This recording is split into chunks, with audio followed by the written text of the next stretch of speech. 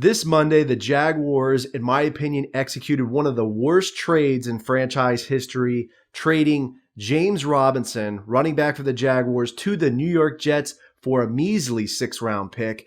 I'm going scorched earth on the Jaguars. You're going to be hearing it from Duval's finest. Let's get it.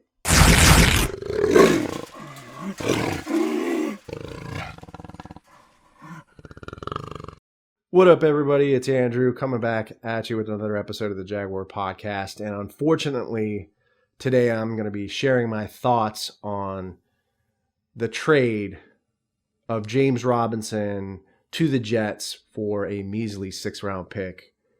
So let's get into it. This is how I feel, essentially. How do you fuck that up? How do you fuck that up? You get James Robinson, who is an undrafted free agent. He comes in, he replaces Leonard Fournette, who was a first-round pick that we cut and got nothing for. Then he goes and wins a Super Bowl with the Tampa Bay Buccaneers that year in 2020. Then James Robinson comes in and runs for 1,000 yards on a garbage team who had over 1,000 yards in penalties, almost practically negating his 1,000-yard rushing season. And there were multiple touchdowns that were called back because of penalties on the offensive line, holding penalties. And this is how the Jaguars deal with him. They trade him. You know, he's one of your best players, and it just never fails to amaze me how bad this front office and organization is.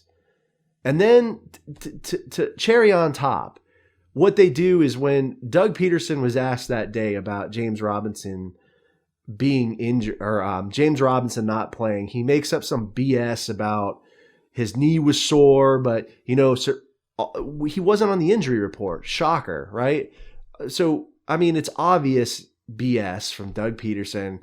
Not to mention now, we just got rid of Urban Meyer, who I like to call Urban Liar, and now we're dealing with Doug Peterson, and he's not being straight with us. So now, have fun with this, right? This really doesn't surprise me. This is so on brand for the Jaguars, who have screwed up and gotten rid of so many great players. Calais Campbell had a lot of more years left in him, a great leader. We really could have used him now. We traded him away to the Ravens for, I think, like a 5th-round pick. Sounds pretty similar, right? Like, we trade him away for a 5th-round pick. The only difference is that was Dave Caldwell instead of Trent Baalke. But we get nothing for him. Could have restructured him. We decided to restructure Andrew Norwell, and he didn't do much. And then he goes and leaves in free agency and goes over to the Commanders. So we just get rid of our players, our good players, either through trade or we let them walk in free agency. DJ Chark being another one we let walk in free agency, who was like a 2nd-round pick, I believe, out of LSU. A good wide receiver, let him walk. Jalen Ramsey, good corner, not a good locker room guy, but a great corner. We let him walk, or we trade him, to the Rams for, I believe, a couple of 1st-rounders that really didn't even pan out. So we're just taking L's left and right on the trade market and in free agency. Yannick Ngakoue, another guy we traded away, good pass rusher, who we now play against. He's with the Colts now. That was another one who, I feel like we lost on. There's a lot of them that we've lost on. I could go on and on, but, Maurice Jones-Drew, former running back for the Jaguars, he brought it up on the radio. Uche Nwaneri mentioned it, that the Jags just keep trading away their good players. And this team really has no leaders. They have no leadership right now from the veterans. This team has no identity. It has no culture. I know Doug was brought in to change that, but you know what? It's just the same old crap. It's the same old Jags. It's the same old BS from Trent Baalke, who is obsessed with 5th and 6th-round picks. And it's so funny, man. Like, the Jaguars media is just like trying to sell this as a win for us, where they're like, well, if James Robinson runs for 260 more yards, we get a 5th-round pick instead of a 6th-round pick. let me tell you right now, a 5th round pick is very unlikely to have any impact on this roster, and it's probably going to get traded away if we want to trade up, right? It's going to get sent to another team for picks. So I'm sorry. I don't think this is going to be a win for us.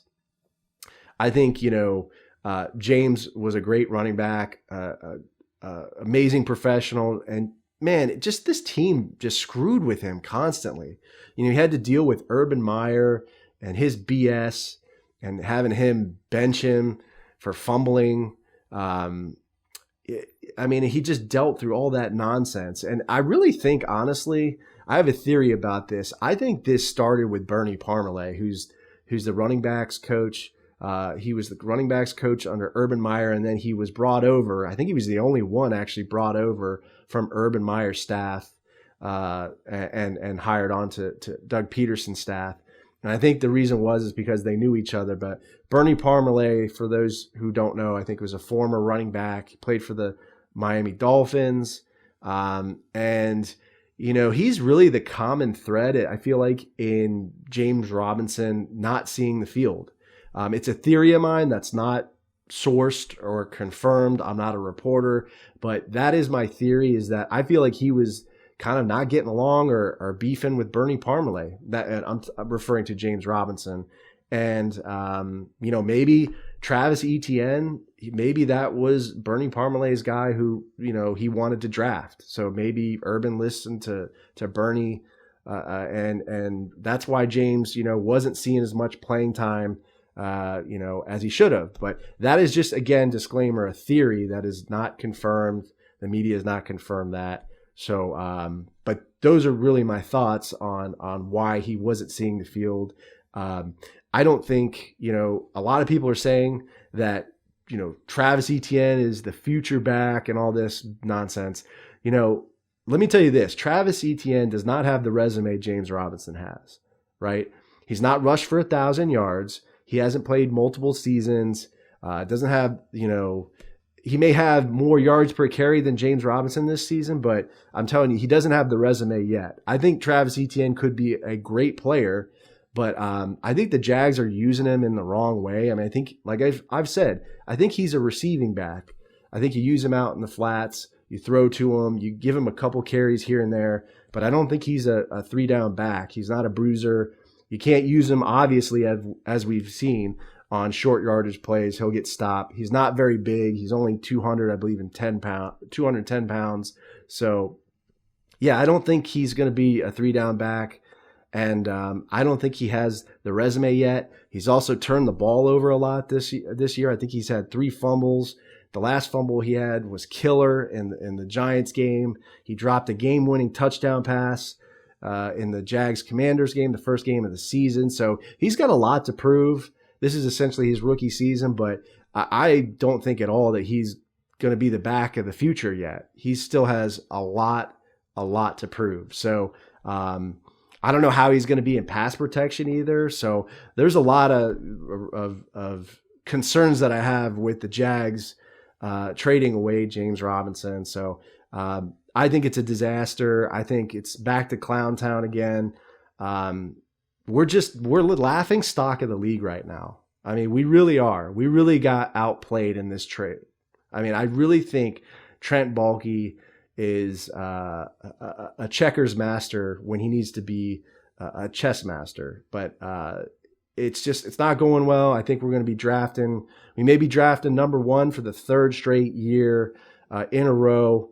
I think the Jags culture is pretty much at an ultimate low right now. We have no leaders on this team. Veterans, I don't think there's really any veteran leadership on this team right now. We have veterans, going off sides, getting false start penalties. So it's not a good look right now for the Jaguars. I think it's going to be a rough second half of the season. It's going to be it's going to be a lot of tough games we're going to have to play against teams like Baltimore, Kansas City, Dallas. I don't even know if we can beat the Lions right now. And then we got to play the Titans as well. We got to play them twice. So, yeah, it's it's going to be a rough rest of the season, guys. I wish I could be more positive, but this is definitely one of the worst trades I think I've seen. Calais Campbell trade is definitely up there. I think in my book, one of the worst. But I think we need to get a new GM. I think even if we put Doug Peterson as the GM right now, it'd be better than having Trent Baalke. I think we got to return to Clown Town, get the clown mask on, because this franchise right now is a joke. But let me know how you feel about this. Leave me a comment on the YouTube video or podcast episode. I apologize for being negative and going scorched earth on the Jaguars, but it's just, man, it needs to be said, man. There's just I'm tired of not being able to buy Jaguars jerseys either, man. Like the Jaguars need to stop emailing me about buying their jerseys, because every time I buy a jersey from one of their players, they either leave or they get traded. But hope you guys are doing well. Stay safe, stay sane, stay healthy. Go Jags, and I'll see you next time. Duval! What's up, everybody? It's Andrew from the Jaguar Podcast. Hope you enjoyed the video, and if you did, there's more content over here. Don't forget to subscribe to the channel as always. And remember, this is a podcast, so you can find this pretty much wherever you find podcasts. There I'll be doing interviews of current and former Jaguars players, including Joe Schobert, DeJuan Smoot, Shaq Quarterman, etc. And I also do interviews of former Jaguars players, including Natron Means, Jimmy Smith, Tom McManus, etc. So be sure to check out the podcast, subscribe to it, stay safe, stay sane, stay healthy, go Jags, and I'll see you next time.